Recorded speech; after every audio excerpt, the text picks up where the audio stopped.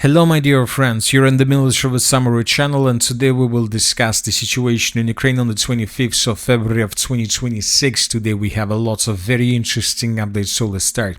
According to information we have, the Russians are ready to attack the energy infrastructure of Ukraine with missiles and drones. The media reports that 3 Russian surface carriers have been equipped with caliber cruise missiles at Novorossiysk Navy base, Krasnodar Krai, in preparation for the upcoming combined missile and drone attack on Ukraine. These are Admiral Makarov frigate, Admiral Essen frigate, Buyan M Kovid. They can launch a total possible salvo of 24 missiles.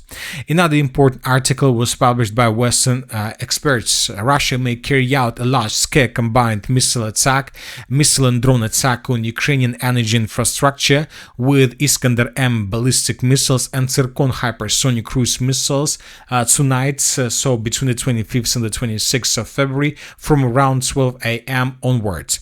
This is unconfirmed, however, a stockpile of Iskander-MS still exists despite their heavy usage in their last attack. If the attack does take place, the highest threat will be to Kharkiv, Kyiv, Dnipropetrovsk and Zaporizhzhia regions. And most likely the Russians will attack either today between the 25th and the 26th of February or between 26th and the 27th of February, because the Ukrainians first of all attacked the territory of the Russian Federation during the previous days significantly, and the Ukrainians as a result of these attacks managed to deal significant damage to objects of military infrastructure of the Russian Federation. I would like to remind you the most powerful strikes that were carried out by Ukrainians. First, and the most probably important, is the city of Almytsyevsk. This video was published today or yesterday, and here we can see the consequences of the Ukrainian attack that took place several days ago. I would like to remind you that as a result of attack, the Ukrainians managed to destroy these object of fuel infrastructure. The Russians used this infrastructural object to mix oil from different pipelines and then to send this mix further in the western direction towards the European countries and towards Slovakia and Hungary. So as you can see, there is still a fire and the Russians are not able to stabilize the situation. They will be able to do this, but not for now.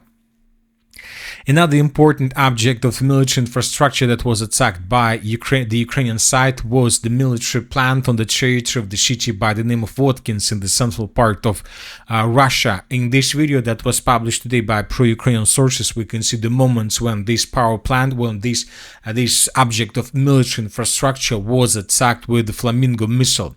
So, and as you can see, according to this video, the Flamingo missile is a very big one, very big missile, very powerful missile, and I would like to remind you that these plants, the Russians use this plant to produce Iskander missiles and, for example, different missiles that the Russians use as nuclear warhead carriers. So this is a strategical plant. And another attack took place between the 24th and the 25th of February, so during the previous night. The Ukrainians attacked the Smolensk region, and as a result of attack, the Ukrainians destroyed or damaged this chemical plant. Pro-Russian sources stated about injured and wounded. So these 3 attacks were very powerful from the Ukrainian side, so obviously the Russians will try to strike back and the Russians will try to deal significant damage. Furthermore, I would like to remind you that Zelensky yesterday stated that the European countries sent a lot of missiles to Ukraine, lots of Patriot missiles, and most likely the Ukrainians are ready to repel the upcoming attack that is going to take place within the next hours. So this is going to be a very important duel, because this air duel will take place before the beginning of the next round of talks that most likely are going to take place within the next 10 days. As for the previous nights, the pro-Ukrainian sources stated that Russians attacked the territory of Ukraine with 115 drones, and the Ukrainians are saying that they managed to bring down 95 of them. So let's wait and see what is going to be next, but this upcoming night is going to be a very important one. Now let's discuss the situation on the ground, and first let's talk about the Zaporizhzhia direction, where the Russians and the Ukrainians continue their counter-offensive operations and offensive operation as well. The Russians during the previous 48 hours, according to pro-Russian sources, managed to improve their positions significantly. For example, this is the situation by the end of the 23rd of February of 2026. This is the end of the 24th of February. The Russians, according to information we have, established complete control over the settlement by the name of Rizdvyanka, and this information was provided by the Minister of Defense of the Russian Federation. But the most important thing, as of the end of the 24th of February, yet nobody has confirmed this information. We're talking about reliable sources and mappers and so on. So there is something interesting with this settlement. Obviously, within the next days, either we will receive a confirmation about this information, about this piece of news, or we will get some information that will tell us completely different thing. Another important area is the territory to the south of the settlement of Verkhnya Tersa. By the end of the 24th of February, the Russians improved their positions in the western direction from the settlement of Zalizhnitsa. The Russians captured this stronghold and began fighting for the next stronghold in this area. And by the end of the 25th of February, we received additional batch of updates. According to the latest changes, the Russians during the previous 24 hours managed to improve their positions significantly on the Ukrainian side of railways, and the Russians are approaching the city of Gulyai-Polskaya from the east.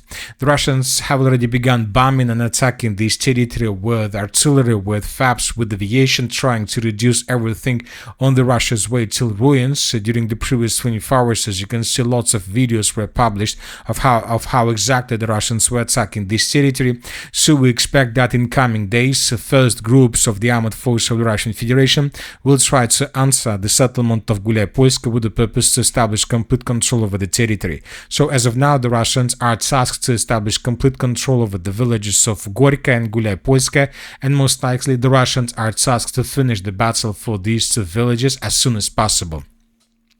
This is a very important village, because if Russians take this village under complete control, then the distance between edge positions of the armed forces of the Russian Federation and the Orekhov agglomeration would be less than 17 kilometers, which means that the Russians would be able to begin bombing and attacking this territory with artillery from behind. At the same time, we continue receiving reports that the Russians are testing the Ukraine's defense in the area of the settlement of Verkhnya Tersa. Probably we may start receiving updates from this settlement in coming days as well. According to information we have, the Ukrainians continue their counter-offensive operation in the southern direction from the river of Vovcha, and as you can see, during the previous 24 hours, lots of changes were recorded. Some of these changes weren't confirmed by anything, just different mappers provided them, and some of the changes were confirmed by geolocation. So let's discuss everything in details. According to information we have, the Ukrainians managed to improve their positions along R85 road and to capture lots of settlements in this area. The Russian sources haven't confirmed this information, so which means that there are still positions of the armed forces of the Russian Federation, maybe some pockets of resistance or something like this. During the previous 24 hours, as you can see, we received lots of updates of how the Russians were attacking Ukrainians that were trying to redeploy additional forces to the south of the river of Volcha. For example, in this video we can see how a vehicle of the armed forces of Ukraine was entering the northwestern part of the settlement of Nova Alexandrovka, and this vehicle was attacked by a Lancet drone of the armed forces of the Russian Federation. The vehicle most likely was damaged, but anyway, despite the fact that the vehicle was damaged or even destroyed, we have adjusted the map because this episode took place in the northwestern part of the settlement. Another episode was published from the area of the village of Aristopol. Here we can see almost the same thing. A vehicle was entering the settlement of Aristopol from the west, and the Russians attacked this vehicle with another Lancet drone. Based on this video, we have also adjusted the map in the area of the settlement. So these two videos shown us how Ukrainians were entering, moving through these villages, and how the Russians were attacking them. Furthermore, the Russians published lots of videos from the area along the river of Volcha and along main towns under the control of the armed forces of Ukraine, Velika Mikhailovka and Pokrovskaya. Here we can see another artillery system that that was most likely attacking positions of the armed forces of the Russian Federation, but this artillery system was damaged and destroyed once again by the Lancet drones. So as you can see, the Russians intensified using Lancet drones, but they're not using FPV drones. They're using them, but less, much less. Few more videos were published from the same direction, how the Rubicon group was attacking positions of the armed forces of Ukraine in this area. So as you can see, the Russians redeployed in this area fresh reinforcements and reserves, and the Russians redeployed the Rubicon group, and now the Russians are trying to destroy as many as possible vehicles and less probably manpower of the armed forces of Ukraine, while they're trying to redeploy additional forces to the south. In this video we can see another tank that was moving in the southern direction, but the tank was damaged and destroyed by an FPV drone. So as you can see, lots of episodes were published by Russians. This is the way how the Russians are trying to show us and to explain that indeed there is a counter-offensive operation from the Ukrainian side, but the Ukrainians are paying significant price for every single square kilometer in this area. So this is the situation. Most likely the Ukrainians will continue their counter-offensive, but today, probably for the second or for the first time since the beginning of the Ukrainian counter-offensive, the pro-Ukrainian authorities, and military authorities stated that they are not tasked to move further, to move deep further, let's say in the direction of the settlement of Kostiantynivka. The Ukrainians are tasked to recapture the settlements that they have already recaptured, and the main purpose of this maneuver is to force the Russians to waste additional days, months or weeks to recapture all these territories back before beginning moving further in the western direction towards the cities of Orekhov and Zaporizhzhia. So this is a very important battle. Let's wait and see what is going to be next. Now let's talk about the Dnipropetrovsk direction. During the previous 24 hours, according to neutral mappers and according to pro-Russian sources, additional changes on the ground were recorded. This is the end of the 24th of February and this is the end of the 25th of February. The Russians improved their positions, as we can see, and the Russians, as we can see, continue developing their positions to the north of the river of Volcha, and it seems that the Russians are preparing themselves first to establish complete control over the settlement of Novopavlovka, and then to begin offensive operation in the direction of the city by the name of Mizhova. So this is already the Dnipropetrovsk offensive operation. Now let's move further and let's discuss the situation in the city of Kostiantynivka. As we discussed during the previous videos, the Russians destroyed the dam in this area, and currently all this territory, the entire territory, is flooded significantly. So as you can see in this video, we can see the dam that was destroyed, and we can see the exact place where the Russians destroyed. And here we can see lots of water rushing further in the northeastern direction. And according to information we have, according to different sources, this territory is no longer available or fits the logistic requirements. Some sources are saying that just this part of the territory is flooded. We're talking about this one, just this one, and probably this is already enough to cut the Ukraine's logistic between the settlements of Druzhkovka and Kostiantynivka. But several pro-Russian sources stated that this is the territory that was flooded as a result of this attack, and it's impossible to use the northwestern part of the city of Kostiantynivka for any purposes. So if this information, if this maximum scenario is the truth, this means that the Ukrainians in the most southwestern part of the city of Kostiantynivka, we're talking about this territory, are blocked by water and by the Russian forces from the north and from the south, from the west and from the east. Basically, they're blocked according to these updates without any chances for evacuation. And this is the reason why the Russians are trying to intensify their offensive operation with the purpose to break through Ukraine's defense in the southwestern part of the city and to establish complete control over the territory. Now the Russians are tasked to establish complete control over this area, and of course, if the Russians are able to take these territories under the complete control, of course this can lead to complete collapse of the entire Kostiantynivka defenses without any chances to restore control over the city, and the Ukrainians obviously would be forced to fall back in the northwestern direction. This is going to be basically the end of the battle. And telling the truth, and according to these updates with the logistics, we believe that most likely in coming days we will see lots of changes in this area, and most likely these changes are going to be in Russian favor. Now let's move further and let's discuss the situation in the Slaviansk direction. During the previous 24 hours, additional changes were recorded. According to information we have, the Russians began assault operation on the settlement of Fedorovka Druga. The Russians are attacking this territory from the northeast and the Russians are advancing from the southwest.